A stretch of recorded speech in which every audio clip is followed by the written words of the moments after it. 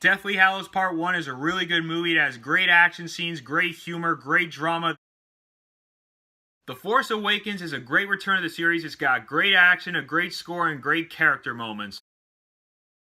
Furious 7 is one of the better films that came out in the year 2015. Vin Diesel does a good job as Dominic Toretto. Paul Walker also does a good job in his final film role. Michelle Rodriguez does well as Letty. Tyrese Gibson and Ludacris are entertaining as Roman and Tej. Dwayne Johnson doesn't have much screen time, but he is great for the screen time he has. Jason Statham shines as the villain Deckard Shaw. The action scenes are a lot of fun. There's a lot of well done car chases and hand-to-hand fights. And of course, the tribute to Paul Walker at the end of this movie is absolutely perfect. Furious 7 is my favorite Fast and Furious film, and if I'm being honest, this is where the franchise should have ended.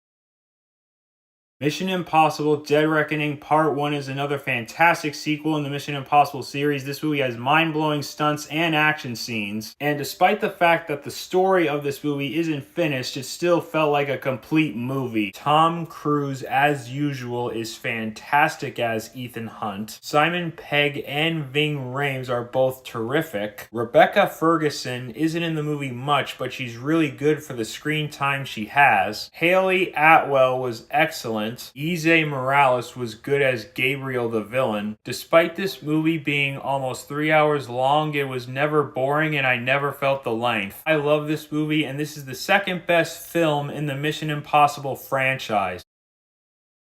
Creed is the best movie in the Rocky franchise since the first one. Michael B. Jordan is absolutely terrific in this movie. This might be his best performance he's ever given. He was very, very intense and brought a lot to the role and made me care about his character. Sylvester Stallone gives his best performance as Rocky Balboa since the first one. There's also some really good dramatic stuff with him that I didn't see coming. I love the score by Ludwig Göransson, and the movie was incredibly well shot. Ryan Coogler did a tremendous job directing the movie. The fight scenes were amazing. There were a lot of long takes. One fight in particular was all done in one take, and that was unbelievably impressive.